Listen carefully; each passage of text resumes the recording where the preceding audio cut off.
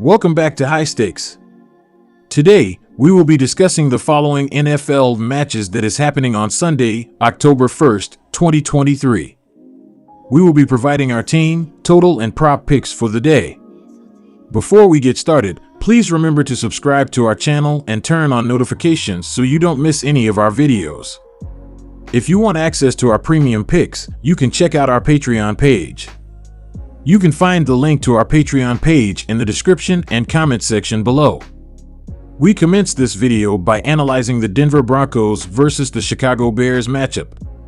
The Chicago Bears, led by Justin Fields, experienced another disheartening loss as they were soundly defeated by the Kansas City Chiefs with a score of 10-41 last weekend. Chicago currently ranks 31st in passing yards per game, and their defense has been a major concern, ranking at the bottom of the league in third down defense and allowing an average of 410 yards per game. Despite the early stage of the season, this game holds significant importance for both teams. The Denver Broncos have also encountered defensive issues, particularly in their problematic performance last week against the Miami Dolphins, where the outcome was essentially determined by halftime. Both teams are desperate for a victory on Sunday. It's worth noting that the Broncos have failed to cover the spread in 5 of their last 6 games and have lost 6 consecutive road games dating back to last season.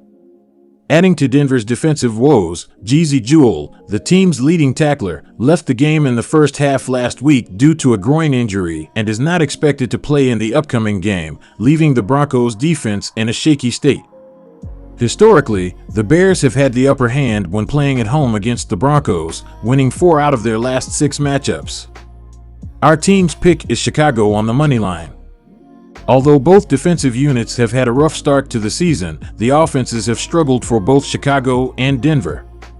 Sean Payton was brought in to rejuvenate the Broncos after last year's disaster under Nathaniel Hackett, but they are off to a similar 0-3 start and look equally unimpressive. Justin Fields failed to surpass 100 passing yards against the Chiefs and could face being benched if his performance doesn't improve.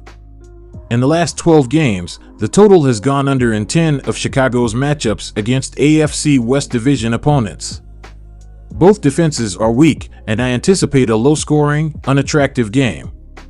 Moreover, neither team is averaging more than 25 points over their first 3 games, so we expect the total to be under 46 points. Now, let's move on to the second game in our video, featuring the Minnesota Vikings versus the Carolina Panthers. The last time these two teams met in 2021, the Minnesota Vikings won in an overtime thriller with a final score of 34-28. Both the Vikings and the Carolina Panthers have struggled against the spread this season, posting identical 0-1 ATS records. While the Vikings' defense hasn't put up impressive statistics so far, Danielle Hunter's return to the defensive lineup is significant. His presence will help apply more pressure on the Panthers' rookie quarterback, who has yet to find his footing in the NFL. Quarterback Kirk Cousins is performing exceptionally well, and a victory in this game could put an end to rumors linking him to the New York Jets. Wide receiver Justin Jefferson has faced questions about his contract, and finding the end zone in this game would bolster his case. Historically, the Vikings have performed well against the Panthers, boasting a 6-4 ATS record in their last 10 meetings and a 7-3 straight-up record. This matchup provides an opportunity for both teams to improve their standing and make a statement early in the season. Our team's pick is Minnesota minus 4.5 points. The Panthers' offense saw a 10-point improvement in their first game without their rookie first-rounder under center, with Andy Dalton taking over. The number 1 overall pick, Bryce Young, who was sidelined with an ankle injury, has returned to full practice this week and should return as the starting quarterback. The Panthers' defense has performed well in terms of sacks and passing yards allowed, but has struggled against rushing attacks. Linebacker Frankie Luhip, who is second on the team with 18 tackles and 2.5 sacks, has returned to practice midweek. However, he was limited, and his availability for the game remains uncertain. Free safety Xavier Woods, dealing with a hamstring injury, did not participate in practice this week and is unlikely to play.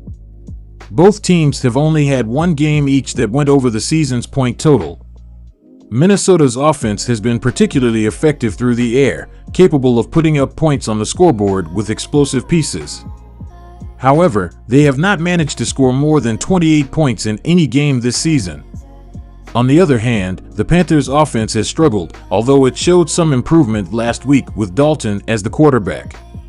With the return of Young, the rookie quarterback, the total points in the game are expected to decrease from the previous week, as they have averaged only 13.5 points per game with the rookie under center. Our pick for the total points in this game is under 46.5 points. Moving on to our third and final game in this video, we have an intriguing matchup between the Las Vegas Raiders and the Los Angeles Chargers. In the previous season, these two teams split their two matchups, both in terms of straight-up wins and against the spread (ATS) records. In the current season, both the Las Vegas Raiders and the Los Angeles Chargers have posted 1-2 ATS records. The Raiders seem to be dealing with a considerable amount of uncertainty, compounded by recent distractions both on and off the field, which could potentially affect their focus on the game. Adding to their challenges, the Raiders will be without starting quarterback Jimmy Garoppolo, ruled out for Sunday's game.